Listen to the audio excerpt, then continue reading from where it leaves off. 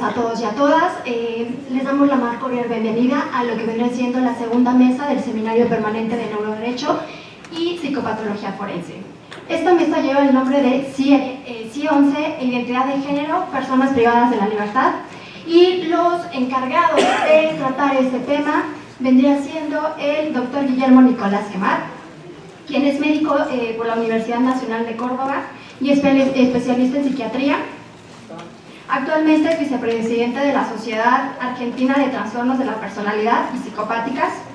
Y el doctor Hugo Cornu Rojas, especialista en psiquiatría por la Universidad Autónoma de México, y actualmente se desempeña como psiquiatra en el Hospital Psiquiátrico Fray Bernardino Álvarez. Cedo el uso de la palabra a nuestro invitado, el doctor Guillermo Nicolás Quemar. Muchas gracias y buenas tardes a todos. Para mí es un honor y un placer en ese orden compartir esta tarde con ustedes. Les agradezco humildemente el haber elegido este espacio académico como para compartir algunos conceptos al respecto de un tema que por lo menos considero que en nuestras sociedades es todavía tan controversial y que no ha ahondado lo suficiente, especialmente en los agentes de salud mental, que somos los encargados o los artífices de alguna manera en que se respeten algunos derechos básicos como el derecho a la salud en colectivos vulnerables, como el colectivo vulnerable del que vamos a hablar hoy. Quiero agradecer al doctor García López, que por circunstancias laborales no puede estar hoy aquí, pero es el motor de este seminario, y al doctor Ezequiel Mercurio, que hizo todas las gestiones pertinentes para que nosotros podamos compartir un poco lo que hacemos con ustedes. Gracias, Ezequiel.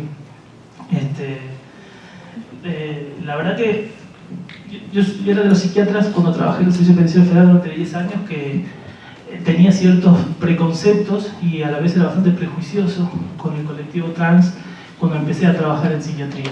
Tenía como una falta de conocimiento atroz al respecto y confundía algunas estructuraciones que se escapaban de la media, tal cual lo hacen muchos en la cultura de salud mental en general que tenemos en Argentina en particular, pero sospecho que en toda Latinoamérica, al respecto de los prejuicios que operan o imperantes culturales que tienen que ver con este colectivo vulnerable. Me costó mucho entender algunas cuestiones y no pude hacerlo sino desde el ámbito de la neurociencia. O sea, la única fórmula que siempre me resultó en mi vida para sobrevivir es estudiar, no sé hacer otra cosa. Así que comparto humildemente esa postura para con ustedes. Yo trabajé durante muchos años en un dispositivo especial en trastornos de personalidad en un penal de máxima seguridad en Argentina, en Ezeiza, y de ahí me pasaron por circunstancias laborales, casi como castigado, el alojamiento donde estaban lo que decíamos vulgarmente, y si me permite usted la vulgaridad, los putos, así decían. Entonces, usted se portó mal, no anduvo bien en donde estaba trabajando porque no hace caso a las normas, lo vamos a mandar a trabajar con los putos. Bueno, pues bien, ¿qué serían, no? Sino una idea casi de Foucault, en donde la comunidad homosexual privada de la libertad, así como la comunidad trans privada de la libertad, estaba confinada en un pabellón de aproximadamente 100 personas, en un lugar que era pegado a lo que era el psiquiátrico, ¿no? Casi como sin poder todavía trascender a la idea de Foucault al respecto. Y lo primero que me llamó la atención, una de las primeras cosas que tuve que hacer fue presenciar una requisa. Ustedes saben lo que es una requisa, no sé cómo se dirá aquí. La requisa es el personal policial ingresa a un pabellón específico a ver qué hay adentro para ver si hay un elemento que no esté permitido. Y como ustedes sabrán, y como en las cárceles de toda Latinoamérica, la gente entra protocolizada, cordialmente y hablando con las personas convivientes para poder lograr el objetivo deseado. Y lo primero que me llamó la atención de tal evento disruptivo al cual trágicamente estamos tan acostumbrados en nuestras sociedades es que las chicas trans lo primero que hacían al ofrecer su rebelión era mostrar su lado femenino, por caso algunas que habían tenido algún tipo de cirugía de reasignación corporal que tenía que ver sobre todo con los senos. Y lo segundo que vi, que me llamó mucho la atención más todavía y que abrió un poco mi cabeza, yo siempre digo que la única forma de aprendizaje que yo conozco es con los pacientes, no conozco otra forma de aprendizaje. Después obviamente el acervo teórico y científico que es obligatorio. Lo segundo que vi ante el hecho consumado de un acto violento, que es culturalmente aceptable en nuestras cárceles, es que lo primero que se defendían era lo que mostraban como lo femenino. Entonces el gesto que hacían a la hora de la agresión física era el siguiente: cubriendo sus senos y después su cabeza. Ahí me di cuenta que había algo mucho más superador de lo que yo pensaba respecto de la concepción, y que tenía que ver mucho más que con una forma en que uno se relaciona con su cuerpo o elige o no su sexualidad, por un lado. Y por otro lado, empecé a entender que la percepción de género es totalmente, es mucho más compleja que el solo hecho de una elección sexual o de una forma de presentarse, como les decía antes, a través del cuerpo ante el mundo discriminativamente conocido. Nuestro cuerpo es eso, nuestro cuerpo es nuestra carta de presentación ante el mundo. Nosotros somos temperamento, aquello de lo que no podemos zafar, nuestro intelecto, nuestra carga genética, epigenética, aquello que moldeamos parcialmente para adaptarnos al mundo discriminativamente conocido, que es naturalmente hostil y estresor.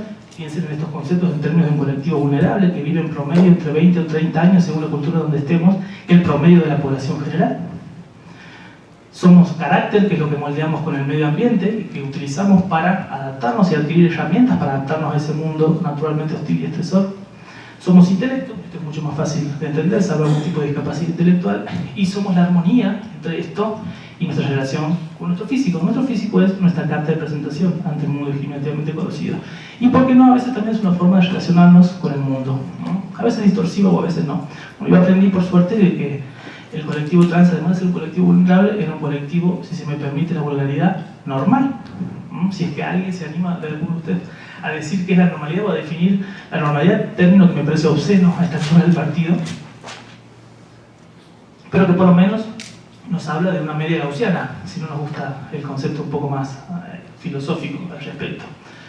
Entonces, empecé a entender que estas personas eran un colectivo vulnerable porque nuestras culturas y nuestras sociedades no entendían que la percepción del género se moldea, se construye, y posteriormente tuve la oportunidad de estudiar de que esto se neurodesarrolla y neuromodula. No es un concepto estático, y que el sexo biológico es tan solo una parte de todo lo que nosotros construimos en términos de estructuración de la personalidad.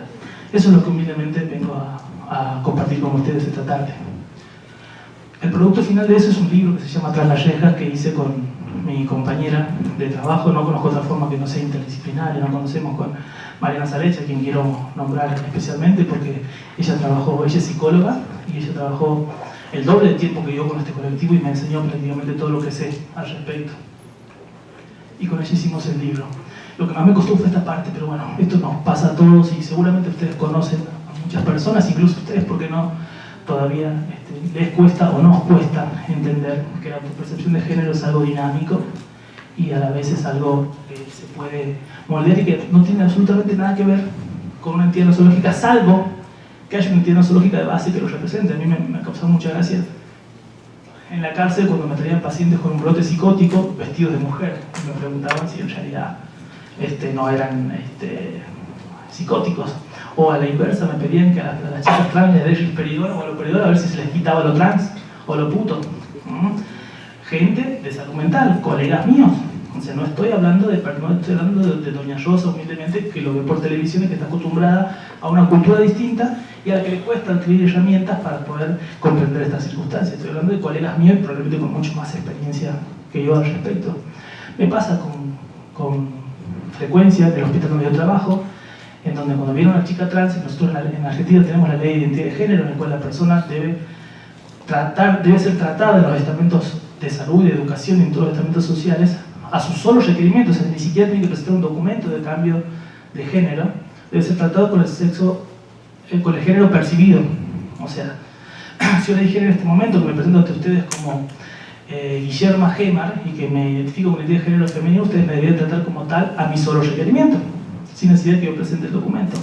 Bueno, me pasa en el hospital Borda habitualmente, cuando viene una chica trans, no la puedo derivar a Moyano porque tiene pito, como si el sexo biológico no fuera tan solo una parte, y la primera parte de una construcción que es dinámica y es compleja. Básicamente la identidad de género es un modo en que uno se siente, en términos binarios para definirlo, pero nosotros sabemos que nosotros navegamos en un espectro constante de esto.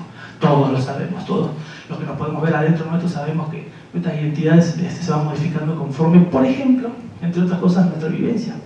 Yo no soy la misma persona desde que me fui de un lugar a otro de Argentina. No soy la misma persona antes que después de que me casé. No soy la misma persona después que murieron mis abuelos. No me identifico con mi identidad de género igual a que en la adolescencia, no me relaciono con mi cuerpo de la misma manera. Esto es dinámico y se va moldeando conforme a la vivencia, que me limita y me condiciona, y según mis mecanismos de resiliencia yo voy a adaptarme al mundo tal cual me percibo. Piensen en este concepto cuando hay personas que se perciben con algo que es culturalmente inaceptable. Los niveles de estrés que implican esas circunstancias. Y el sexo biológico como compuesto solamente por la dotación cromosómica, las gónadas y los caracteres sexuales secundarios, que esto es alto sabido por todos. Perdón. Entonces el sexo biológico apenas hace referencia a los aspectos físicos objetivamente mesurables, como decíamos antes. El género es una construcción mucho más compleja y también es social y cultural. A veces binaria, nosotros abogamos porque no lo sea. Y está asociada frecuentemente al sexo biológico. La identidad de género sería mucho más complejo. ¿Quién de ustedes, en sus sano juicio, me podría decir que tiene una identidad definida en todos los ámbitos de su vida? Me parece que cualquier persona sensata lo pensaría muchas veces, ¿no? Yo categóricamente les diría que no. Si ustedes me preguntan quién soy, podría ensayar 2 o 3 rasgos histrónicos de mi personalidad, pero no mucho más que eso. Bueno, la identidad es algo que se construye durante toda la vida y particularmente yo como psiquiatra dudo que se alcance en su completud. Eso me parece que tiene que ver también con la vida. La expresión de género es tan solo una vinculación, es como nosotros nos vinculamos con el género al mundo, el instrumento que hemos dicho antes, el cuerpo, a través de nuestro nombre, cómo nos vestimos, cómo nos comportamos y cómo interactuamos. Y la orientación sexual, bueno, es la expresión física, emocional, erótica, afectiva, espiritual que sentimos hacia otra persona. ¿Ven cómo no es tan fácil como solamente definir el sexo biológico? O al revés. Lo único fácil de definir es el sexo biológico, porque viene predeterminado. En general, mucho tiempo después, y por suerte hay muchas personas que han estudiado los cerebros de las personas trans, y entre otras cosas, se ha demostrado que a diferencia de lo que ocurre con el resto del cuerpo, se producen cambios cerebrales que son acordes al género al que se desea pertenecer.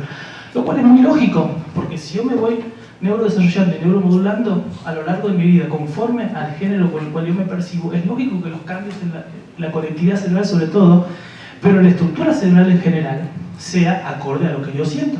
Si yo sé a esta altura de la neurociencia que la poda sináptica, si es que alguno no sabe lo que es el desarrollo completo del cerebro se da en el córtex prefrontal, que es lo más evolucionado que yo tengo como especie, que es la que me hace un ser humano, que me diferencia definitivamente del resto de las especies, que me hace un ser social, que hace que yo pueda interactuar en una cultura, en un lugar, en un tiempo determinado, con valores, con desarrollo de ética, de moral, de costumbres, de conductas, de hábitos. Y esta región del cerebro la termino de neurodesarrollar recién entre los 30 y los 35 años. Esto se sabe hace 10 o 15 años. Antes se pensaba que el completo desarrollo del cerebro se daba en el fin de la adolescencia y el principio de la edad adulta. Hoy sabemos que la poda sináptica y la minimización del córtex prefrontal termina aproximadamente entre los 30 y los 35 años. Tal vez con el tiempo y hay unos estudios que ensayan que además eso no es suficiente, porque además está la conectividad cerebral, entonces cómo se conectan nuestras estructuras corticales con unas estructuras subcorticales que son importantes para la construcción de la afectividad y para la expresión de la afectividad, así que de la afectividad, perdón, con lo cual probablemente dentro de 5 o 10 años digamos algo distinto al respecto. Entonces desde ese constructo, si yo me estoy desarrollando y neuromodulando hasta más o menos esa edad, es lógico que mi cerebro se neurodesarrolle y se conecte con el género en el que yo me percibo. Esto lo pongo siempre como ejemplo, ¿no? ¿Saben quién es? ¿Se acuerdan? Juegos Olímpicos, Brasil, 2016. Bueno, si no se acuerdan, no hace falta que lo sepan, pero es una forma de patologizar a las personas trans, ¿no? Esta chica le querían sacar la medalla de oro que se había ganado en los Juegos Olímpicos porque decían que tenía ventaja genética. ¿Por qué? Porque producía más testosterona. Entonces, como producía más testosterona en su cuerpo y eso se escapaba de la media, entonces tenía una ventaja y por lo tanto no podía competir con el resto de las mujeres. A mí me suena como muy ridículo, 2016, Brasil, una exposición al mundo de esto. Pues bien, después entendí que hay tantas exposiciones al mundo de barbaridades y de obscenidades con respecto al no respeto a los derechos humanos, que esto es anecdótico. Pero entiendo que en algunos estamentos es todavía más difícil. Entre muchos estudios, yo elegí los más recientes, ¿no? Que incluyen a hombres y a mujeres transexuales que no se habían sometido al tratamiento hormonal para cambiar de sexo, como a hombres y mujeres no transexuales como grupo control, que en general emplean técnicas de neuroimagen, específicamente tractografías, notaron que el grosor de la corteza de los varones que se sienten mujeres es diferente al resto de los hombres, que por lo general tienen una corteza más fina y se parece más al de las mujeres. Esto tiene concordancia con lo que decíamos antes. A la inversa, en caso de los femeninos, no hay diferencia, es decir, el espesor del tejido se corresponde con el sexo biológico, pero la diferencia estaba en la subcorteza, en lo que nosotros decimos los núcleos de la base. Y hay varios núcleos de la base que en este momento están en estudio, en donde se demuestra que de las personas que se perciben como hombres, en chicos trans, los núcleos de la base, la subcorteza, se condiciona más con el sexo autopercibido y no con el asignado al nacer. Con lo cual, hay explicaciones cada vez más fuertes acerca de que la conectividad cerebral se da y el neurodesarrollo y la neuromodulación al respecto se da a expensas de la vivencia. En este caso concreto es cómo me percibo. Por suerte, el DSM-5 en el 2013 elimina a la transexualidad como una patología y conserva el término de disforia de género, es decir, la angustia que se sufre una persona que no está identificada por su género masculino y femenino. Esto también es polémico y es controversial porque sería como cambiarle el nombre a lo mismo, pero ¿cuál es la diferencia? Una cuestión que ya no es ni siquiera de psicopatología, porque no estamos hablando de una entidad nosológica, pero sí es de política en salud. En Estados Unidos, en la American Psychiatric Association, nosotros sabemos que si se sacaba el término de disforia de género, estas personas no iban a tener acceso, por ejemplo, a las cirugías de adecuación corporal. Con lo cual tuvieron que conservar un nombre en una entidad nosológica para poder acceder a lo que nosotros consideramos hasta este momento un derecho. Miren, el proceso es prácticamente idéntico al de la homosexualidad. Se eliminó en 1973, pero se conservó con el nombre de homosexualidad egodistónica, o sea, solamente los que se angustiaban, porque tenían una elección sexual X. Hoy eso está completamente superado. Sin embargo, la OMS, para eliminar la homosexualidad, tardó mucho más tiempo. Se supone que una entidad como la OMS debería ser un poco más integral. ¿En qué año sacó la homosexualidad como una patología? En el 90 recién. O sea, no pasaron 5 años como ahora con la transexualidad. La CIA-11 salió hace 5 minutos, salió el 18 de junio, algo hace poquito, ¿no? O sea que más o menos 5 años se tomaron su tiempo, pero con la homosexualidad más de 20 años. Probablemente pase lo mismo con la transexualidad en los próximos CIE o DSM, no la tengamos ni siquiera como disforia de género. El 18 de junio, perdón por la imprecisión en el dato. El nombre de la clasificación, que tiene como una de las principales novedades que saca la incongruencia de género, que era la transexualidad, de la clasificación de las enfermedades mentales, y lo deja dentro del capítulo, aún todavía, de las disfunciones sexuales, probablemente por el mismo motivo. Bien. Para nosotros, pero por sobre todo para las personas que se ocupan del cuidado de un colectivo vulnerable, es importante este detalle porque la normalización de las vidas, al igual que fue la patologización de la homosexualidad, tiene que ver mucho con empezar a incluir culturalmente un concepto que no tenga un acervo psicopatológico en términos de herencia y que se pueda implantar en la cultura. También creo que una de las críticas que podemos hacer al respecto es que uno no puede con una ley, lamentablemente, probablemente sea lamentable esto, ni tampoco con eliminar de una clasificación el hecho de cambiar la cultura. Y eso es mucho más difícil. Y eso lleva muchísimos años. Probablemente nuestras sociedades en Latinoamérica no estén preparadas para esto. No sería tan grave en estratos sociales cotidianos. Quiero poner el acento fuertemente en los acápites sociales que nos competen a los que estamos aquí presentes hoy. Los estamentos judiciales y los estamentos de salud. Nosotros sí no podemos darnos el lujo de desconocer esto. Es totalmente irracional que nosotros operemos sobre la vida de las personas, por ejemplo, tomando decisiones o de salud o de cómo seguir sus vidas sin conocer estas circunstancias. Por eso creo que la despatologización de la transexualidad ayuda a agilizar, por ejemplo, el proceso de acomodo a su género real en las personas transexuales. Como les decía, en Argentina de hace 5 años también, en 2012 fue, hace 6 años. Tema de identidad de género, que fue realmente para nuestra cultura revolucionaria, pero no puedo decir esto porque es prácticamente desconocida, ¿no? Se pelea por la ley de identidad de género en muchos países de Latinoamérica. Chile está peleando por la ley de identidad de género hace mucho tiempo, y uno de los temas más controversiales que frena es el tema de la adecuación de una ley tiene que ver con la niñez trans, un tema en el cual yo no me voy a meter hoy, pero es un tema mucho más complejo al respecto. Hace poquito me llamaron de un medio para opinar acerca de los derechos del Papa, que no con la transexualidad, sino con... Ustedes saben que el Papa es argentino, Francisco es argentino, y dijo hace poco tiempo que a las personas trans o a los homosexuales chicos, a los menores, hay que hacerlos ver por un psiquiatra o por un psicólogo. Hay que ver bien el contexto que lo dijo y para quién lo dijo, claramente. No es tan taxativa ni tan categórica la expresión, pero nos demuestra en un estamento social que tiene una clara influencia cultural en nuestras Américas, que es la Iglesia, en donde va a ser muy difícil trascender a un concepto que prácticamente es dogma. Nosotros nos proponemos como desafío profundizar algunos mecanismos de dimorfismo sexual del cerebro y de la conducta. Nosotros, cuando tomamos este tema, intentamos entender la conducta humana, no una patología, y conseguir a partir de esto clarificar qué variables cerebrales controlan la identidad y la orientación sexual. La orientación sexual es un poquito más sencillo, si se quiere, es casi una elección.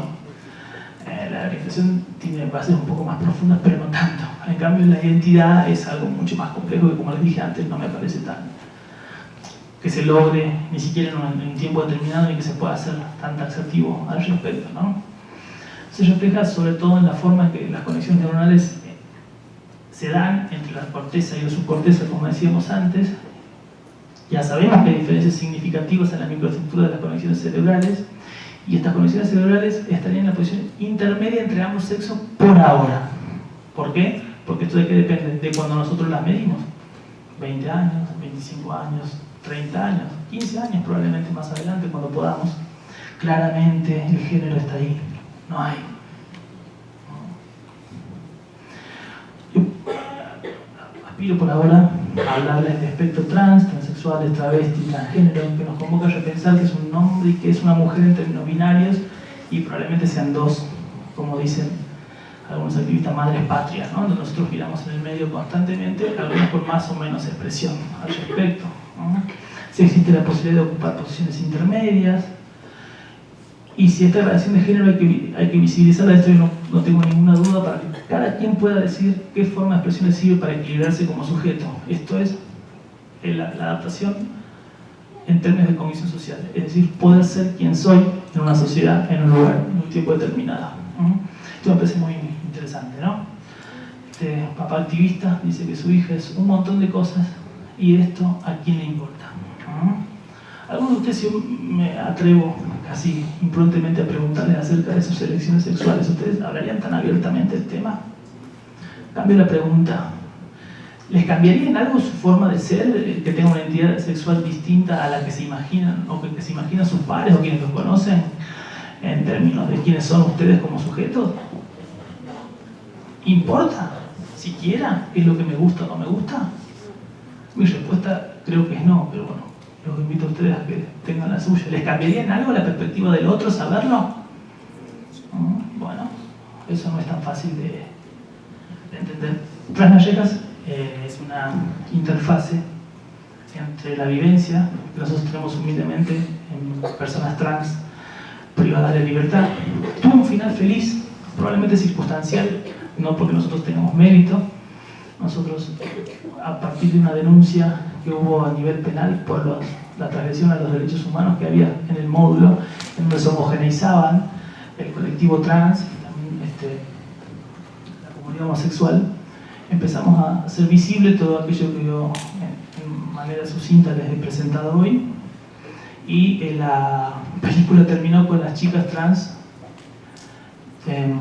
derivadas, iba a decir, en términos hospitalarios, trasladadas del penal de hombres al penal de mujeres, con la particularidad de que encima hasta nos dimos el lujo de exigir que vayan y estén con la población común y no que tengan un pabellón específico que los seguiría por caso estigmatizando como colectivo vulnerable. Nosotros pretendíamos que se homogenicen con las mujeres si esa era su identidad general autopercibida. Tuvimos mucha resistencia desde dos lugares. Por supuesto, del lado del personal penitenciario, que decía: ¿cómo? Son hombres, nos van a pegar, van a poder sacar ventaja con nosotros. Eso claramente no pasó. Y la segunda era de las propias chicas trans, que nos decían: ¿cómo? ¿Me vas a poner con las mujeres? ahora voy a perder los derechos que tengo como colectivo vulnerable. Voy a tener menos organismos de derechos humanos encima mío que me defiendan de todo lo que tengo. Bueno, son diferencias que se salvaron en muy poco tiempo, diría en pocos meses. Debemos ser, creo que somos la tercera cárcel del mundo que tienen las personas trans en la cárcel de mujeres, pero en población común, no en un pabellón aparte. Y digo que tuvo un final feliz circunstancial y no fue por nuestro trabajo, sino fue porque necesitaban el lugar y el espacio para meter un nuevo colectivo aparentemente vulnerable en la sociedad argentina, en este caso, y permítanme la risa, que tiene que ver con la comunidad política corrupta. Necesitaban dónde ponerlos. Y yo creo que ese fue el motivo. Miren que uno puede estudiar un montón, puede tener una vivencia, puede tener una experiencia, pero un viernes se fueron y el lunes entraron lo que nosotros en Argentina llamamos un poco la mediatización de la política corrupta, con lo cual actualmente tenemos muchas personas privadas de libertad de ese ámbito. Bueno, probablemente algunos cambios históricos se den de esa forma y no por lo que uno pueda trabajar o no. Yo lo que sí les invito humildemente es a desprendernos de los valores judicativos que tenemos para con una circunstancia que tiene que ver con nuestro acervo cultural, del cual nosotros no podemos escapar, pero tampoco nos lo podemos permitir a la hora de tomar decisiones en nuestra práctica profesional. Muchas gracias.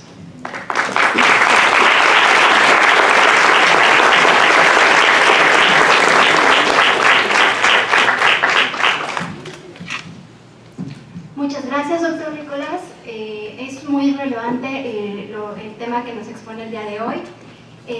Creo que queda rescatar que, por ejemplo, anteriormente se creía que la homosexualidad, que la prostitución o este tipo de cuestiones eran formas de lo que vendría siendo o tendencias o predisposiciones a ser criminales, ¿no? Anteriormente también se consideraba como lo que era el sadismo o el uranismo en este tipo de cuestiones, ¿no? Se empieza a generar este tipo de etiquetas, por decirlo así, a partir de este tipo de ideas o teorías que se empezaron a dar anteriormente. Entonces, también como comenta usted, es importante señalar que a veces no se empieza a ver a estas personas no como objetos, sino sujetos de derecho, ¿no? Evidentemente se empieza a dar un cierto movimiento, ¿no? A partir de empezar a ver qué tipo de derechos, porque son personas como todos nosotros, ¿no? Simplemente como usted comenta, esas etiquetas y factores culturales que no queremos ver, ¿no? Que eso es también sumamente importante, ¿no? A partir de aquí se supone que la Declaración Universal de los Derechos Humanos empieza a tomar gran relevancia. Están los principios de Yugoslavia, si mal no me equivoco, Yakarta, ¿no? Exacto, gracias por la aclaración, que aplica los derechos internacionales a lo que vendrán siendo las personas que tienen derechos o tienen una orientación sexual diferente, ¿no? Muchísimas gracias por su aporte. A continuación vamos con el doctor Cantú. Cornuc, perdón. ¿Sí?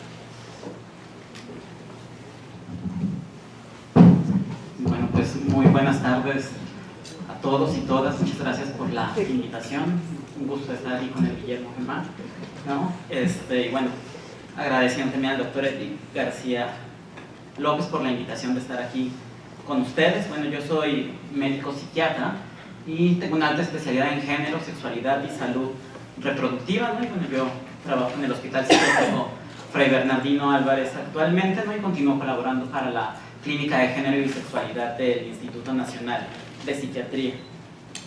Pues el doctor ya nos hablaba de varios conceptos que no pienso ser repetitivo, pero yo creo que sí es bastante importante, ¿no? Retomar esta relación o el concepto acerca del género, debemos de tener en cuenta que el género es una situación que va cambiando a lo largo del tiempo, ¿no? Entonces seguramente muchas de las cosas que resulten actuales en relación al género, como es algo que va a irse moviendo, pues va a ir cambiando conforme vaya pasando el tiempo, ¿no? Y esto va determinado tanto por parte de la sociedad, y todos nosotros hemos aprendido diversas situaciones del género, pues a través de la educación, de nuestra familia, de la escuela, de la iglesia, de los medios de comunicación, ¿no? Y de todas las instituciones sociales, ¿no? Como en la que nos encontramos el día de hoy aquí, ¿no? Y seguramente yo también durante la formación como psiquiatra, muy al inicio aprendí ciertas situaciones relacionadas al género y cómo debía de alguna forma de tratarse o de trabajarse. Una de las partes importantes que ha habido en relación a estas situaciones relacionadas con la sexualidad, ¿no? Son las diferentes formas en las cuales hoy trata de visibilizarse esta situación, ¿no? Entonces, por ejemplo, se han creado algunas dinámicas que pueden ser informativas, ¿no? Y entonces es la persona de género libre, ¿no? Que yo creo que nos hace entender bastante bien y poder entender algunos de estos conceptos, ¿no? Ya lo comentaba el doctor, ¿no? La identidad de género pues está en nuestro cerebro, ¿no? Ya nos hablaba acerca de los diferentes estudios que se han realizado, ¿no? Donde como tal, ¿no? Estas personas que se viven como mujeres, ¿no? Su cerebro funciona igual que el de una mujer que haya nacido con un sexo biológico de mujer, ¿no? Y es parecido a los hombres, y hasta ahorita en todos los estudios que se han realizado no se ha encontrado como tal que exista alguna diferencia en cuanto a la parte hormonal, ¿no? Ninguno son concluyentes y todos los estudios han tenido muestras que en realidad son pobres, ¿no? Ya hablábamos acerca del sexo biológico, ¿no? Que esto pues va relacionado con tener un pene, ¿no? O en este caso tener un útero, que sería para las mujeres, pero no podemos dejar de lado también a las personas que son intergénero o intersexuales, ¿no? Que es otro grupo importante en el cual también se empezó a visibilizar en el DSM-5 y que yo creo que resulta un cambio también fundamental dentro del trabajo que se está realizando. Y en cuanto a la orientación, bueno, pues hablamos, cada vez se vuelve mucho más amplio esto, ¿no? Y entonces hablamos de homosexualidad, bisexualidad, de lesbianas, ¿no? Pero ya también se están hablando, ¿no? De polisexuales, ¿no? Entonces cada vez esto empieza a ser mucho más grande, entonces cada vez tenemos que ser mucho más flexibles los que nos dedicamos a estos temas para poder tratar de entenderlo, ¿no? Y ya se hablaba acerca de la expresión de género, ¿no? Y entonces, bueno, pues es la forma en la cual, ¿no? Si es uno más femenino o más masculino, ¿no? O se está intermedio, ¿no? De pronto llega un paciente conmigo, ¿no? Y de pronto pues me dice, ¿no? Es que pues yo me siento hombre, pero de pronto pues creo que me veo demasiado femenino, pero sí tengo algunas cosas masculinas y yo tengo la duda si en realidad yo soy una persona trans. Y pues de pronto es trabajar con esta parte, ¿no? De decirle, pues en realidad es tu expresión de género y lo que tú tienes es algo intermedio, ¿no? Y cada vez utilizamos más cosas que se van modelando. Yo creo que una de las cosas importantes siempre es tener la historia, ¿no? Y en realidad hablar acerca de estos temas no es una situación tan reciente, algo que sí interfirió, en realidad si bien la Segunda Guerra Mundial nos permitió algunas cosas, el psicoanálisis de Freud de alguna forma generó un parteaguas dentro de la psicología y de la psiquiatría, pero bueno, este doctor, Magnus Hirschfeld, él en realidad de 1910 a 1920 empezó a describir las diferencias que hay entre el deseo que puede experimentar una persona por personas de su otro sexo, del mismo sexo, y también de aquellas personas que desean vivir con el sexo que sea diferente. Entonces, como tal, no es una situación que sea como tan reciente, ¿no? Sino que en realidad esto va a tener ya aproximadamente un siglo. Este doctor también, Hans Benjamin, que también nació en Alemania y después, debido a la Segunda Guerra Mundial, vivió en los Estados Unidos. A él se le debe como tal el término de transexual, fue el primero en diferenciar qué era el travestismo y el transexualismo, ¿no? Que de pronto en algún momento hubo ciertas controversias, ¿no? Pueden llegar a ser situaciones que de pronto puedan llegar a generar confusión. Seguramente hoy para todos y todas las que estamos aquí resulta como mucho más fácil poder hacer esta diferenciación, pero seguramente hace 10 años, ¿no? Seguramente yo no tendría la idea de cómo poder hacer una diferenciación entre estos conceptos. Y bueno, aquí es donde se empieza a visibilizar la importancia o a puntualizar las necesidades que se deben de tener en relación a estas personas y cuáles serían los tratamientos. Sin embargo, pues los médicos, ¿no? Somos en realidad muy buenos para poder crear clasificaciones, ¿no? Y entonces todo meterlo y irlo encuadrando en diferentes situaciones. Y entonces, aquí les pongo, bueno, esta tabla, el doctor ya hablaba de algunas de estas cosas, pero quiero que ustedes vean las diferencias que hay. En este caso, la CIE o el ICD que aparece aquí es la Clasificación Internacional de Enfermedades, esta está dada por la OMS. El DSM es el que se creó en los Estados Unidos. En las primeras versiones en realidad no pertenecían a ninguna categoría. Es hasta el año 1965 cuando aparece como tal el diagnóstico de transvestismo y se considera como una desviación sexual. En el DSM también se hace de esta manera, ya comentaba el doctor, ¿no?, que en el DSM-3 y en el DSM-3 en su revisión se hace un cambio, y es más adelante todavía en el DSM-4, que bueno, a mí me tocó empezar a aprender psiquiatría con se encontraba todavía dentro de los desórdenes sexuales y de género. Aquí ya empezaba a hacer algunas modificaciones y empezaba a hacer ciertas diferencias entre lo que era la identidad de género y la disforia de género. Y bueno, en el DSM-5, que como tal sale de los apartados relacionados a los trastornos de sexualidad y queda como tal como disforia de género, y empieza a hacer ya una diferencia entre niños, niñas, adolescentes y adultos, aunque bueno, aquí empieza a hacer una diferencia ya entre las cosas que nos pueden orientar a estos diagnósticos. Muy bien, pues ya les comentaba acerca de eso. Una de las polémicas que hay en las clasificaciones diagnósticas es el tiempo que se requiere para que una persona pueda ser como tal, ¿no? En este caso todavía se utiliza diagnosticada, ¿no?, porque para eso los llegan a enviar, ¿no?, o llegan a consultarnos para que nosotros les digamos que como tal, pues sus hijos, ¿no?, las personas no tienen ese diagnóstico o esa enfermedad, que en realidad se trate de otra cosa, ¿no? Y bueno, se dice que los síntomas, o en este caso las categorías diagnósticas, tengan una duración de 6 meses, anteriormente era de 2 años, se utilizaba tanto en la CIE-10 como en el DSM-4 en su texto revisado, y esta duración de 6 meses en realidad no tiene ninguna base científica como tal, sino en realidad fue una duración que se estableció por las diferentes personas que se encargaron de colaborar en realizar este manual diagnóstico. Y bueno, dentro de los que ya les decía, pues aquí se empezaron a considerar aquellas personas que como tal tenían alguna, ahí sí, alguna alteración en cuanto a la sensibilidad hormonal. Entonces empiezan a considerar personas que tenían, por ejemplo, una hiperplasia adrenal congénita, que lo que genera es una mayor cantidad de testosterona, o aquellas personas que tenían o que tienen insensibilidad androgénica, ¿no? Anteriormente no se les consideraba a ellos, pero una de las cosas que ya se empieza a considerar es esto, ¿no?, porque finalmente el desarrollo que van a tener o que pueden llegar a experimentar sobre su identidad de género es diferente. Muy bien. Pues en la CIE-11 finalmente sale de los trastornos mentales, ¿no?, pero no deja de ser una patología, ¿no?, sigue siendo considerado, y es porque muchos de los países a lo largo del mundo pues forman parte de la Organización Mundial de la Salud, y bueno, ahora se encuentra dentro de las condiciones relacionadas con lo que sería la salud sexual, ¿no? No deja de ser un padecimiento, sigue formando parte de esta clasificación, y sobre todo es para visibilizar la necesidad de respetar los derechos humanos de estas personas. Y bueno, lo que ya se ha comentado es que en español no nos gusta tanto el nombre de incongruencia de género, ¿no?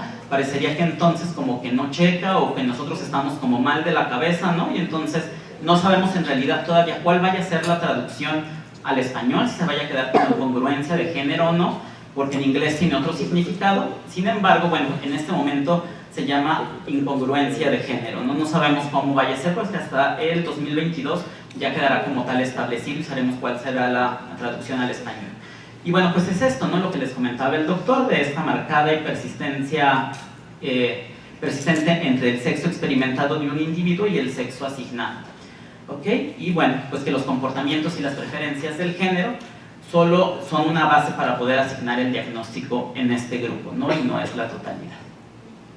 Dentro de las cosas que son importantes, yo creo que señalar en nuestro país, ¿no?, es que solamente, bueno, en México en este caso y en la Ciudad de México tenemos la fortuna de contar con la clínica especializada Condesa, que en un inicio pues era una clínica que se dedicaba, ¿no?, al manejo de pacientes detectados con infección de VIH. Sin embargo, es una clínica que es una punta de lanza, ¿no?, y es un muy buen referente a nivel nacional para poder atender a la población trans, ¿no? Ustedes pueden tener el acceso a la página, existe un link que dice población trans, y de hecho ustedes pueden acceder ahí, y ellos de lo que se encargan es de poder brindar la terapia hormonal detección oportuna de personas con VIH y otras enfermedades de transmisión sexual y de que puedan tener acceso como tal al tratamiento. Y lo que se les da es un seguimiento, ¿no? En realidad son pocos lugares dentro de la Ciudad de México, ¿no? Y fuera de la Ciudad de México, de hecho, gente que vive en otros estados de la República Mexicana tienen que venir a la Ciudad de México para recibir tratamiento, ¿ok? Porque normalmente pues esto no entra dentro de los tratamientos que se brindan, ¿no? En instituciones como el ISSSTE o el IMSS, ¿no? Que son los lugares donde se les podría brindar la atención, ¿no? Entonces, esto habla de las dificultades que todavía existen dentro de nuestro país.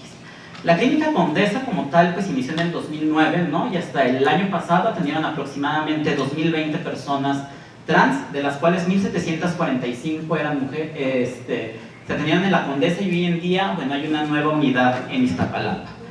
Y los pacientes que atienden ellos son aproximadamente entre 16 y 68 años, y como les comentaba el doctor, es un tema un poco más complicado todavía en los niños y en los adolescentes. Sin embargo, lo que se está tratando de hacer, ¿no? Es hacer esfuerzos para que las personas, sobre todo durante la época de la pubertad, que es donde normalmente empieza a suceder más malestar, cuando empiezan a aparecer los caracteres sexuales secundarios, ¿no? Donde nos empezamos a diferenciar entre lo que nos distinguiría entre lo masculino y lo femenino, cuál sería la terapia más apropiada.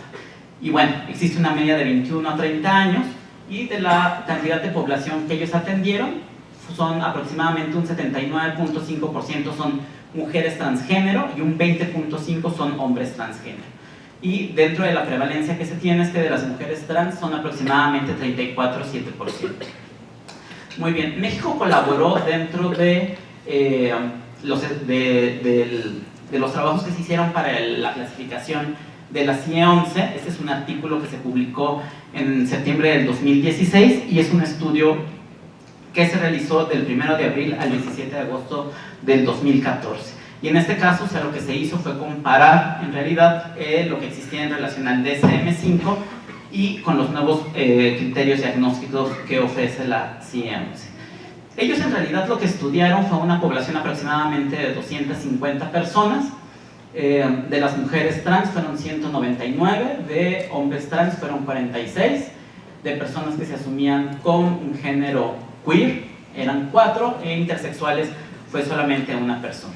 Dentro de las cosas importantes, bueno, la mayoría se encontraba trabajando, la mayoría de ellos estaban solteros o solteras, y es importante saber que muchas de las personas que llegaron aquí a recibir atención, antes de tener una atención especializada, ya tenían algún tipo de tratamiento hormonal o de cirugías. No sé en el caso de Argentina, pero en el caso de México, ¿no? Muchas de las personas empiezan a tomar tratamientos hormonales de forma empírica, ¿no? Ya sea como por recomendación, muchos de ellos empiezan a acudir a ciertos grupos o comunidades de personas trans, y dentro de los riesgos, ahorita les voy a hablar acerca de una recomendación que tuve la oportunidad de trabajar en la Comisión de Derechos Humanos del Distrito Federal, es que algunos de ellos, bueno, algunas de ellas llegan a utilizar hormonas que se utilizan en realidad para animales, ¿no? Entonces estos son los riesgos, además de todos los riesgos que puede haber de estas medicinas que se utilizan, que son que se les llaman como medicina estética, ¿no? Que en realidad no son cirujanos plásticos, ¿no? Que de hecho apenas se acaba de, dentro de las normas oficiales, que las personas que practican esta parte de medicina estética no pueden hacer ningún tipo de cirugía, sobre todo porque lo que pueden llegar a inyectar pues son diferentes tipos de aceites o de plásticos que ponen en peligro la vida de las personas y que aumentan las infecciones, ¿no? Entonces es importante poder saber, ¿no?, que muchas de las personas han recurrido a algún tipo de forma de transformación para su cuerpo, para sentirse como mucho más cómodos o cómodas, ¿no? Y evidentemente esto va en cuanto a la necesidad, pero de nosotros, de la sociedad, de poder identificar si son hombres o mujeres. Una de las cosas que son importantes de la CIE 11 y que nos permite de alguna forma pues poder ver, es que en este estudio, o sea, la mayoría de las personas se dieron cuenta de que tenían que eran transgénero. Más o menos en promedio la muestra fue a los 5 o 6 años de edad, ¿no? En las mujeres fue aproximadamente, y en los hombres igual, no existió ningún tipo de diferencia, ¿no? Y una de las situaciones que yo creo que en este estudio podemos ver es el retraso que hay en cuanto al tratamiento hormonal de estas personas, ¿no? La media de la edad fue de 25 años, en el caso de las mujeres fue de 24 años y en los hombres fue de 25 años. Eso quiere decir que en el momento donde las personas recibieron el tratamiento hormonal ya se habían desarrollado todos los caracteres sexuales secundarios que generan incomodidad para la persona, ¿no? Si yo soy una mujer, ¿no?, y entonces de pronto tengo una espalda ancha, tengo una voz que es gruesa, ¿no?, y que las cuerdas vocales se van a ver en este caso alteradas por la cantidad de testosterona que tenemos, ¿no? A lo mejor no tengo senos, y bueno, el pene en realidad, o tener vagina, no necesariamente forma parte de una de las incomodidades. A eso también nos ha permitido entender el día de hoy, ir comprendiendo a las personas trans, ¿no? Transgénero, bueno, se refiere como esta, no existe la necesidad de realizarse algún tipo de cirugía en relación a los genitales, ¿no? Y las personas transexuales se utiliza para las personas que han hecho algún tipo de cirugía, ¿no? Entonces, muy bien, lo importante sería en cuanto a este sentido. Y una de las cosas que hay que entender es que en realidad dentro de los criterios diagnósticos que existen para las clasificaciones, dicen que tiene que existir una disfunción tanto a nivel escolar, familiar, social y personal. Y entonces, en este caso, lo que se ha estudiado es que en realidad esas personas, en realidad pues no tienen ninguna disfunción por estarse viviendo como ellas o ellos son, ¿no? Son mujeres, son hombres, ¿no? Y a lo mejor no es una pregunta que ustedes se hagan, ¿no? O sea, ¿me sentiré yo incómodo o incómoda por ser hombre o por ser mujer? Pues seguramente muchas o muchos de ustedes ni siquiera se han preguntado alguna vez en su vida esa situación, a lo mejor sí algunos o algunas, ¿no? Pero yo creo que no es una pregunta que tengamos. En realidad lo que se dice es que todo el estrés que tienen estas personas es en realidad por toda la parte de la sociedad, ¿no? Entonces, este estrés es generado por los compañeros de la escuela, del trabajo, en la calle, ¿no? En todos los lugares que ustedes puedan llegar a pensar, ¿no? En el baño, por ejemplo, si tengo que utilizar el baño, ¿no? Entonces, me meteré al baño, si yo soy una mujer trans, pues me meteré al baño de las mujeres, o me meto al baño de los hombres, ¿no? Y entonces pareciera que en cualquiera pues existiría una situación de no poder entonces entrar al baño, ¿no? Y así me tocó valorar a una paciente, ¿no?, que es un hombre trans, y entonces va a la preparatoria y pues no entra al baño durante toda la estancia que está en la escuela, ¿no?, que son 8 horas, porque no sabe a qué baño tiene que entrar, ¿no?, y tiene miedo de que exista algún tipo de represalia, ¿no? Entonces esto nos va permitiendo entender de alguna forma cómo todo lo que nos parece cotidiano a nosotros, ¿no?, en realidad para ellos es un factor de estrés, pero más bien es por todas las situaciones donde van a poder llegar a experimentar violencia. Muy bien, entonces este tipo de conductas autodestructivas que se han encontrado o que se encontraban en este estudio fue que las personas podían sufrir de peleas, pueden llegar a presentar abuso de sustancias o intentos de suicidio, pero en realidad todas estas situaciones son secundarias a los diferentes tipos de vivencias que van teniendo estas personas. En este estudio que se hizo ahí en la Clínica Condesa se encontró que el nivel de estrés era mayor en hombres trans, con un 93.5%, comparado con mujeres trans en un 80.9%. Como vemos, en realidad es una tasa elevada.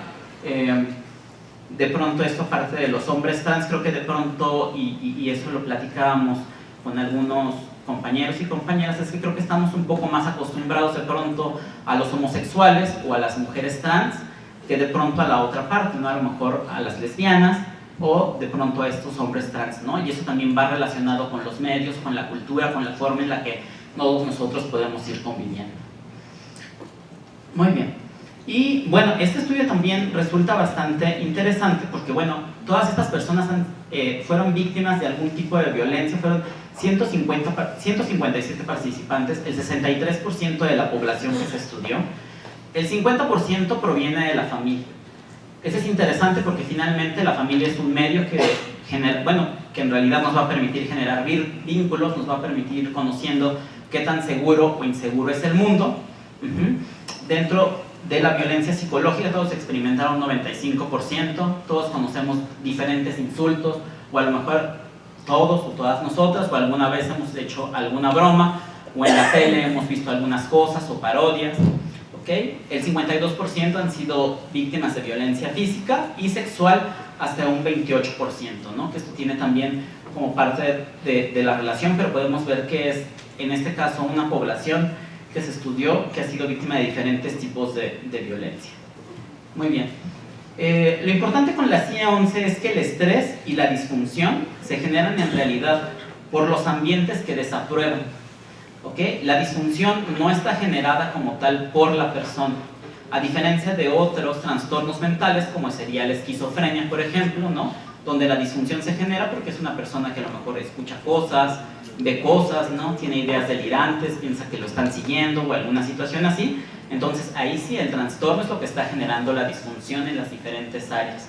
Lo más importante con la CIE-11 y uno de los cambios que se le da mucho mayor valor es que en realidad se está tomando como tal el contexto en el que viven las personas y tener en cuenta ya estos ambientes, ¿no? O sea, no se tiene como por separado ni se está viendo únicamente al individuo, sino que habla acerca de todos los esfuerzos que tenemos que hacer como sociedad y cómo nos tenemos que sumar.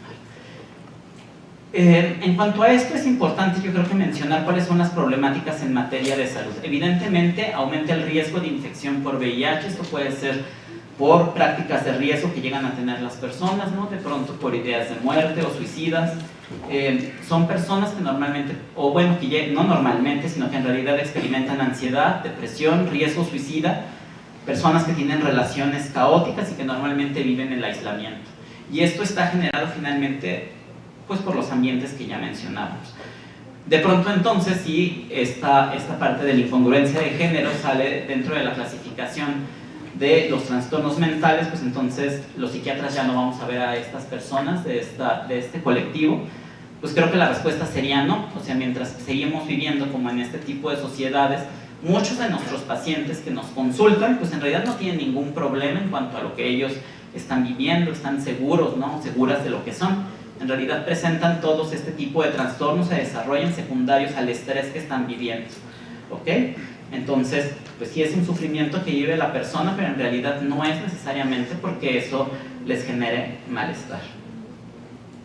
Y bueno, otra de las implicaciones que ya mencionábamos pues son las violaciones a los derechos humanos, y por eso es de que, bueno, se estuvo trabajando en una ley de atención para las personas del colectivo de la comunidad LGBTTI, ¿no? Se estuvo trabajando en la Comisión Especializada de Atención a Víctimas, que se publicó el año pasado como un esfuerzo para lograr que todo el personal de salud sea mucho más tolerante y sensible a estos temas. Es uno de los cambios.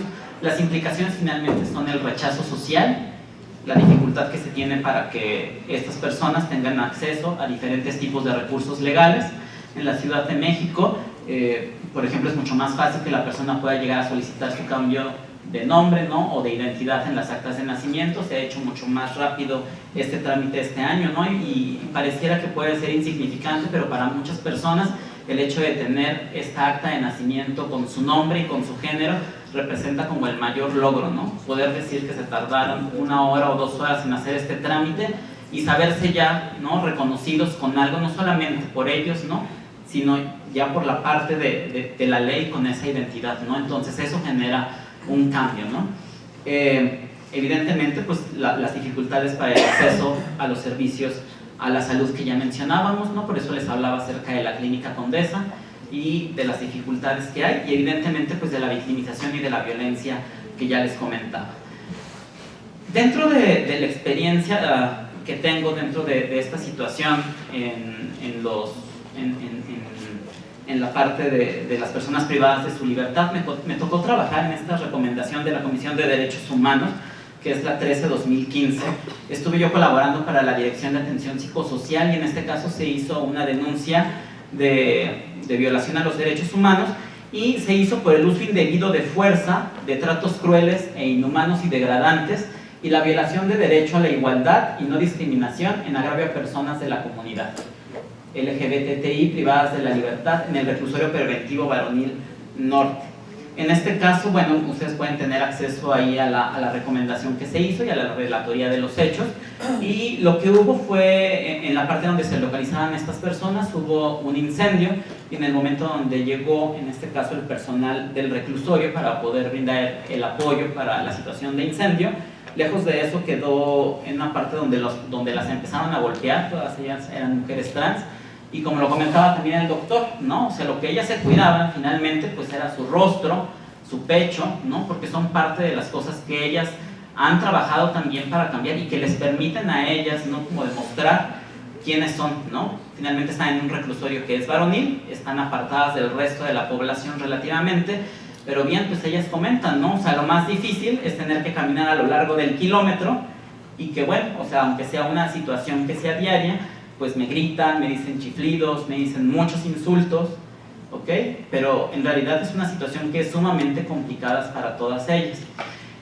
Algo que en realidad yo creo que permitió entender, o que me ha permitido entender a lo largo de este tiempo en mi trabajo y que ellas nos comentaron, pues como tal no fue un estudio que hicimos con ellas en este trabajo para poder hacer el abordaje y brindar las recomendaciones para ver cuál fue el impacto a nivel emocional. Ellas comentaban que finalmente muchas de ellas venían de diferentes estados de la República, que nunca habían contado con el apoyo de su familia, muchas de ellas vivían en la calle y se tenían que dedicar en este caso a la prostitución para poder llegar a sostenerse.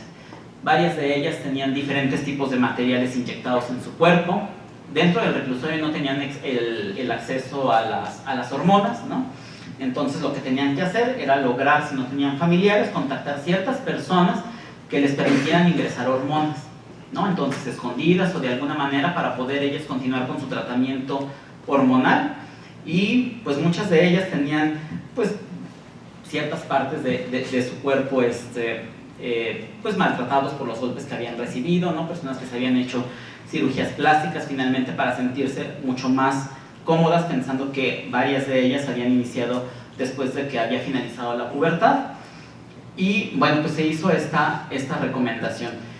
Dentro de las otras partes que nosotros venimos haciendo está la clínica de género y sexualidad en el Instituto Nacional de Psiquiatría. Inicialmente lo que se recibía era trabajar principalmente con situaciones relacionadas con violencia, pero bueno, pues ahora también se dedica a trabajar con la parte de la diversidad. Dentro de los abordajes que se realizan en el Instituto Nacional de Psiquiatría, pues es en realidad ayudarles a mejorar su calidad de vida, ¿no? Entonces es fortalecerlos o fortalecerlas. Uno de los nuevos enfoques que estamos utilizando, que se está utilizando, es la terapia de aceptación y compromiso, que es una terapia cognitivo-conductual de tercera generación, ¿no? Entonces es una terapia que se hace de manera grupal e individual, ¿no? Y pues lo que se han visto son buenos resultados en cuanto a las personas, ¿no? Y también nos permite de pronto entender, ¿no? Que también si es una mujer trans o un hombre trans, pues tampoco tienen que caer en los estereotipos de que todas se maquillen, o todas tengan que tener gusto, o todas tengan que tener el cabello largo, ¿no? Entonces creo que también todas y todos ellos nos dan grandes clases a nosotros para también romper con estos estereotipos, ¿no? De que posiblemente para que nosotros las identifiquemos como mujeres, pues tengan que venir maquilladas o tengan que usar uñas, ¿no? Entonces eso también es importante. Dentro de cuando alguna de las personas requiere hospitalización, pues una de las dificultades es el sexo de asignación que tienen, ¿no? Y de pronto es difícil, pues también para algunos compañeros de trabajo, ya sean médicos o enfermería o psicología, ¿no? Saber en qué parte lo vamos a poner, ¿no? Si en la parte del pabellón de hombres o de mujeres, ¿no? Afortunadamente el Hospital Fray Bernardino Álvarez cuenta con una unidad de cuidados especiales psiquiátricos que tenemos pacientes, ahí se encuentran pues los pacientes mixtos, ¿no? Y entonces normalmente es aquí donde tenemos algún tipo de paciente trans, y esto finalmente es para generar que se puedan sentir cómodas o cómodas en este ambiente hospitalario, y finalmente son personas que han llegado a tener algún tipo de intento suicida o de problemas relacionados con consumo de sustancias. Pues uno de los principales, yo creo que temas a seguir trabajando es la parte del estigma, y las personas que forman parte, ¿no? de esta comunidad trans, pues en realidad llevan un estigma que está asociado a la incongruencia de género, ¿no? Con todo lo que ya comentábamos, todo lo que representa, porque finalmente pensando en el género, ¿no? En todo lo masculino, ¿no? Y cómo no romper esta parte o lo que es femenino y cómo ser fiel a la parte femenina, ¿no? Pues la incongruencia de género en realidad haría que se rompieran, ¿no? Estos, pues de alguna forma como promesas fieles que uno tiene que hacer, ¿no? Entonces se carga el estigma de la incongruencia de género, Pero creo que también, o sea, estas personas cargan el estigma, ¿no?, que la psiquiatría también tiene de tener un trastorno mental, ¿no? Y entonces, pues no simplemente pues será la persona que tenga, o sea, que sea trans, ¿no?, sino que además tiene una patología mental, ¿no? Entonces, pues, ¿cómo debe de estar esa persona?, ¿no? Muy bien, no sé, traigo un video para ustedes, no sé si se pueda escuchar y me gustaría ponerlo. Seguramente ya algunas personas habrán tenido la oportunidad de verlo, pero creo que esto como que refleja muy bien y retoma algunas palabras que comentaba el doctor Guillermo acerca de cómo acá arriba tiene que estar todo para sentirse muy bien y confortable con lo que uno es. Es una película de Pedro Almodóvar, ¿no?, de Todo sobre mi madre, ¿no? Entonces creo que resulta muy bien para que poder cerrar mi participación y que después podamos escuchar sus dudas, preguntas o comentarios.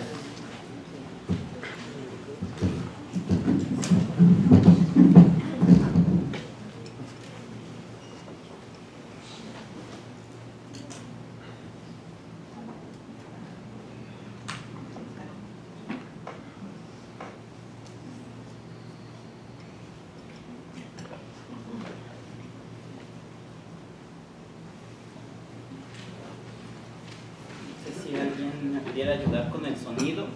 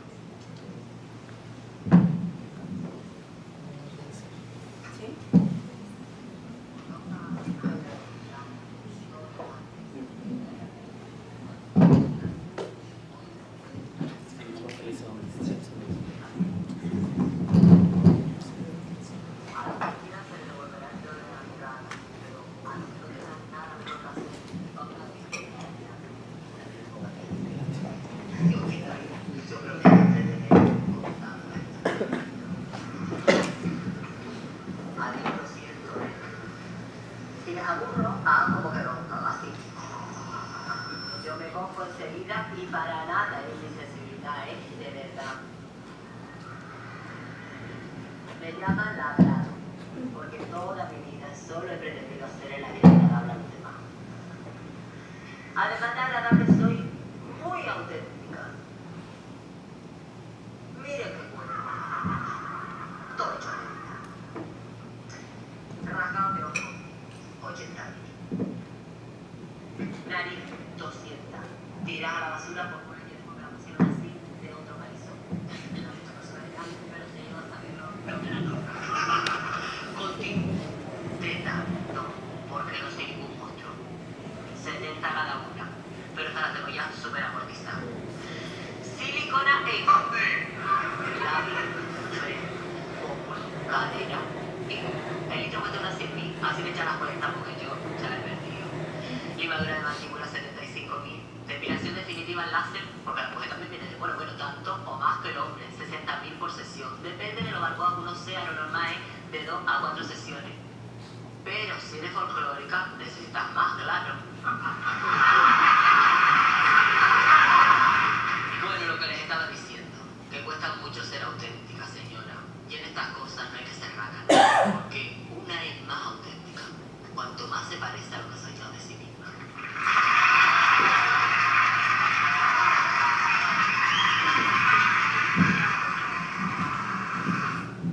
Muy bien, pues no sé si tuvieron la oportunidad de poderlo escuchar. Y bueno, pues muchas gracias.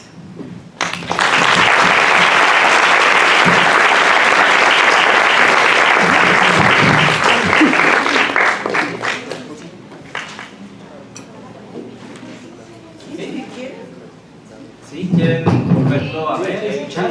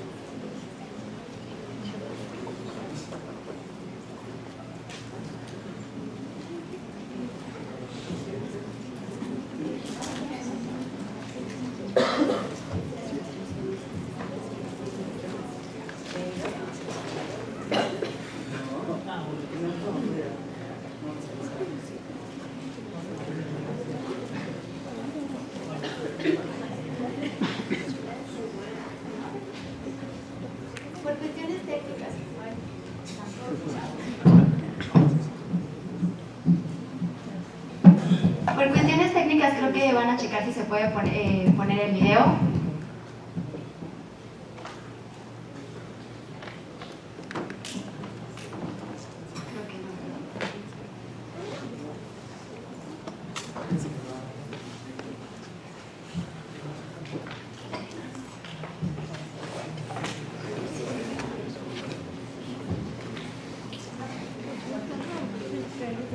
No se va a poder poner el video, entonces vamos a iniciar con la sesión de preguntas. ¿Alguna pregunta?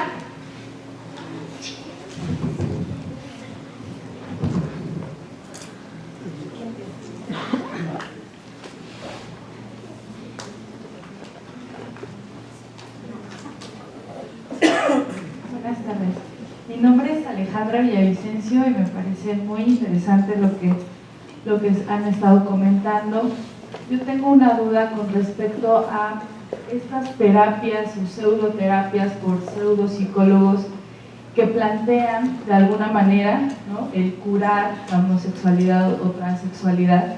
A mí me parece que puede ser prácticas, o más bien son prácticas que violentan los derechos humanos, ¿no?, sobre todo cuando se dan muchas veces en una etapa de adolescencia donde aún jóvenes no alcanzan a entender su identidad de género como algo normal, ¿no?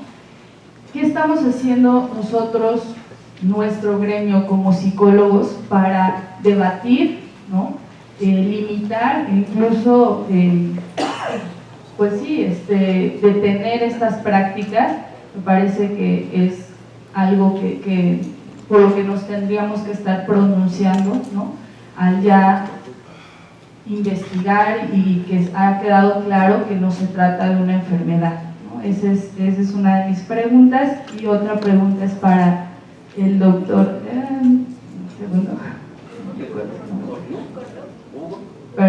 Hugo. ¿Cómo poder, bueno, usted nos comentaba que muchas de las personas que acuden a estas terapias al aceptación y compromiso, ¿cómo quitarle este sentido hospitalario, ¿no?, del psiquiátrico, para que las personas no lo identifiquen como que están asistiendo ahí por una enfermedad, y más bien por aspectos emocionales que cualquier persona puede tener independientemente de su identidad de género? Esto, muchas gracias. Muy bien, pues respecto a la primera pregunta, ¿no? Bueno, pues este tipo de terapias, ¿no?, o de tratamientos que se han comentado, pues lejos de poder ayudar a las personas, ¿no?, en realidad terminan perjudicando, ¿no?, o enlenteciendo de alguna forma la situación de las personas, ¿no?, y generan pues muchos tipos de impacto. Ya les mencionaba que finalmente estas cuestiones relacionadas con el género, como esta identidad, pues están cruzadas por muchísimos factores, ¿no? O sea, va desde la parte de la religión, de la cultura, de la familia, ¿no? Entonces, ¿cómo cambiarlas? Pues lo primero es estar nosotros como profesionales bien informados, ¿no?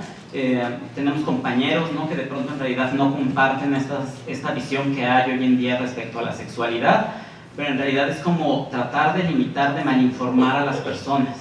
Creo que en realidad si no tenemos como el expertise o no tenemos la información, a veces creo que la abstención de ciertas intervenciones creo que resulta adecuada, ¿no? Y pues en este caso lo que se está haciendo, lo que se ha tratado también como de legislar, es de alguna forma que ya no existan este tipo de prácticas, ¿no?, que en realidad eran terapias de conversión y que en realidad se estuvieran aplicando desde hace mucho tiempo, ¿no? Y no solamente para las personas trans, sino para la parte que va relacionada con la orientación sexual, ¿no? Entonces, ya lo mencionábamos, como tal, hoy en día no es una enfermedad, ¿no? Esta parte de la incongruencia de género de las personas trans en algún momento saldrá de los manuales de clasificación diagnóstico. Hoy en día finalmente es como para generar y cuidar y de hacer valer el derecho de las personas.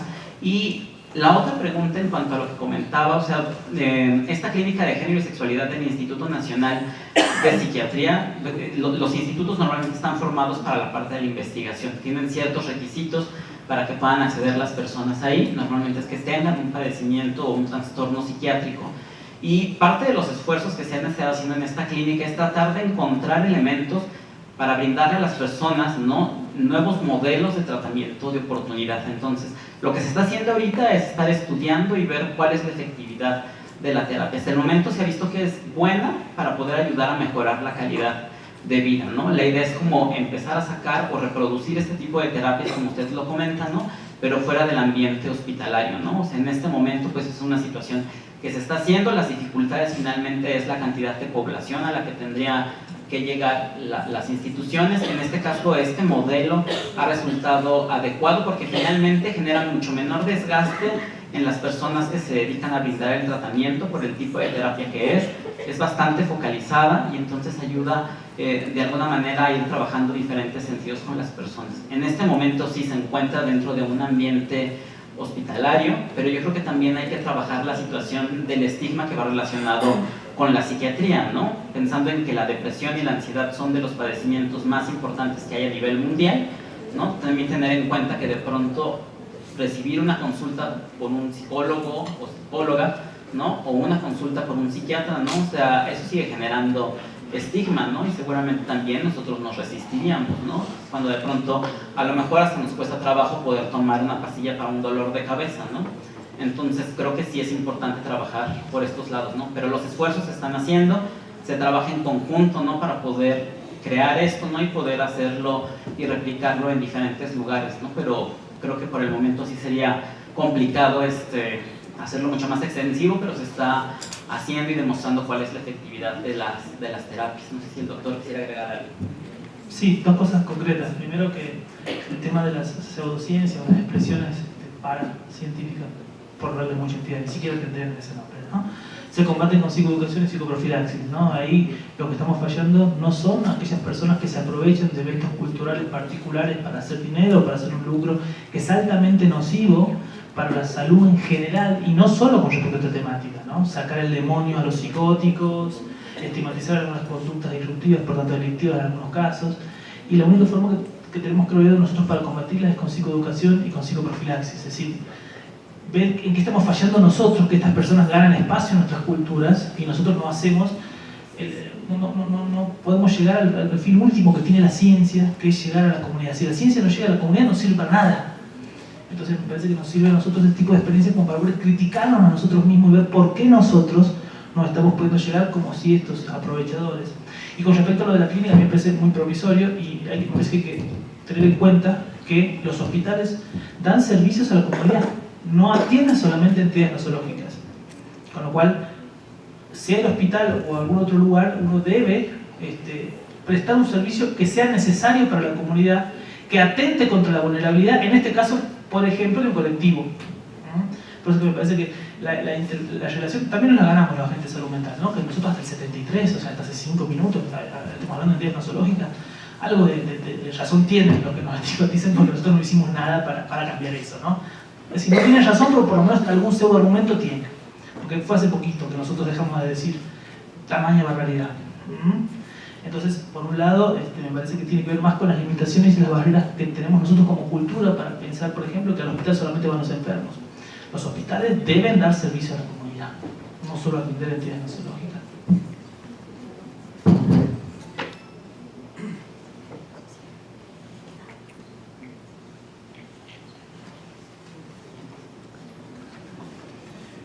Buenas noches, Mónica Galván. Yo tengo una pregunta en cuestión de las provincias. ¿Cómo se podrá terminar y combatir este tipo de situaciones? ¿Por qué? Porque tiene como un mes que yo viajé al estado de Puebla y al estado de México, aquí cerquitas, y resulta que un jovencito, por ser homosexual, lo mataron en las provincias. Y apenas tengo un amigo mío igual que está estudiando Derecho en CEU y resulta que también me fue a ver esos días y me comenta: oye Mónica, ¿cómo vamos a llegar a combatir este tipo de situaciones en las provincias? Dice, porque yo desgraciadamente en el estado de Puebla, donde es mi mamá, ya me amenazaron que si yo no voy vestido de hombre es porque de plano debo de ser machito, decían en esa cuestión, o hombrecito. Entonces, ¿cómo podemos terminar esas situaciones en las provincias, fuera?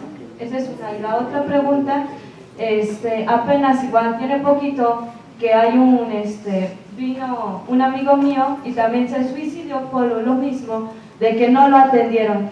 Hubo, por cuestiones de necesidad, o no sé si se podría demandar como negligencia médica, el joven falleció de 21 años porque no lo atendieron.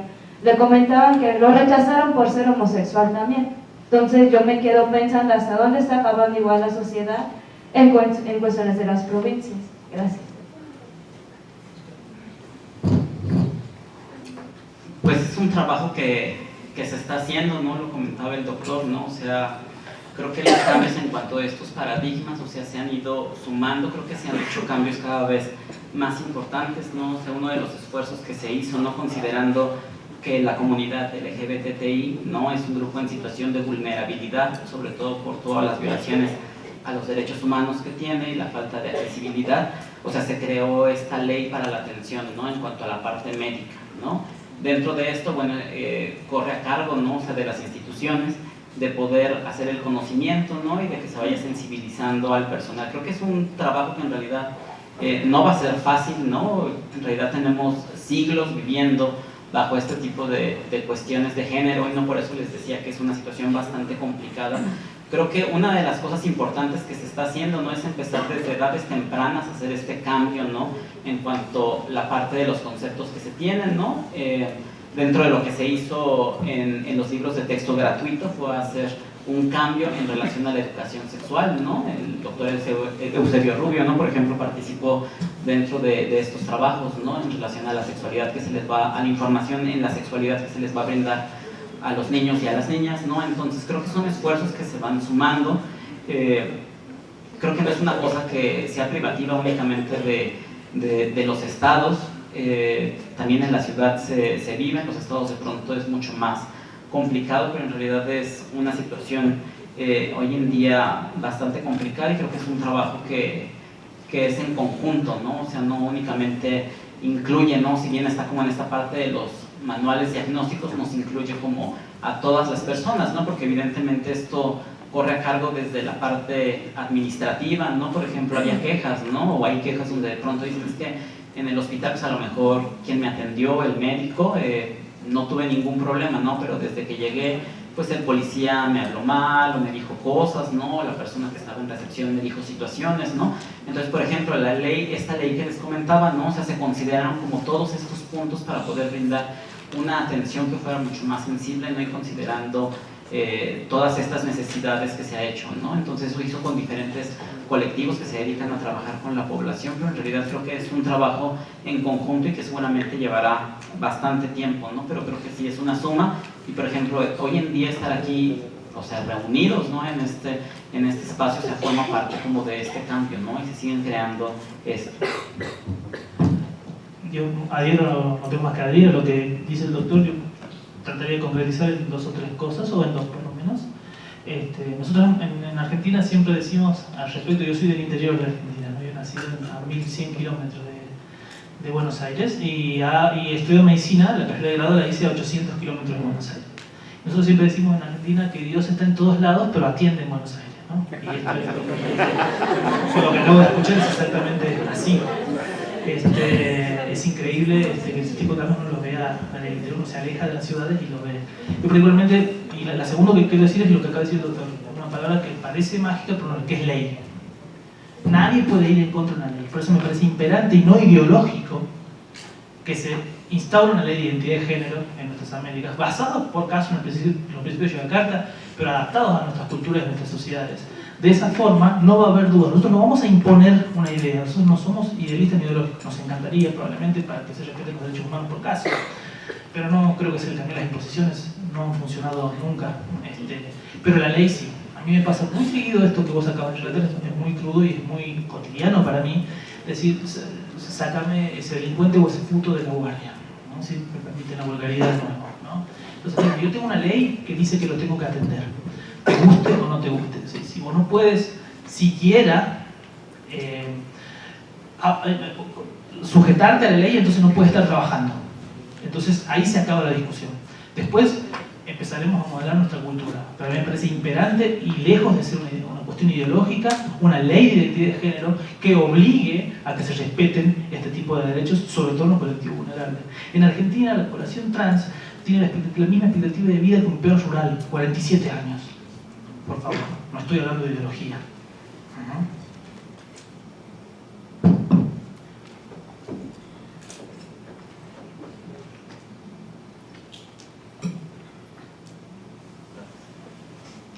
Buenas noches, soy Antonio Robles Levi y mi pregunta es la siguiente. ¿Ustedes considerarían óptimo crear una prisión especial para este tipo de personas, pues, o sea, homosexuales, transexuales, travestis y demás?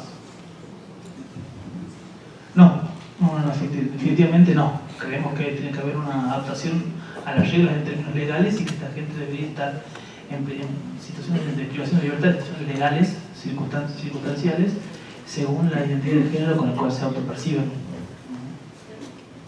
Definitivamente no. Y además, las pocas experiencias que hay en el mundo al respecto son contrario a lo que se piensa efectivas.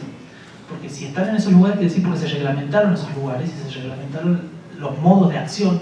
Incluso nosotros en Argentina tenemos protocolos de actuación ahora para las requisas y para incluso para la forma en que se los requisa, bien digo, individualmente cada uno. Eso está protocolizado, nadie se puede salir de ese protocolo. De esa forma se respeta la ley. Por eso es que lo digo con tanta firmeza. Cada vez que hablo con tanta firmeza me hace dudar lo que digo, por eso lo ratifico y celebro eso. Así que humildemente creo que no, que deberían protocolizarlas, ¿no?, para que estén en los lugares circunstancialmente legales según el sexo biológico asignado, aún con una conducta disruptiva.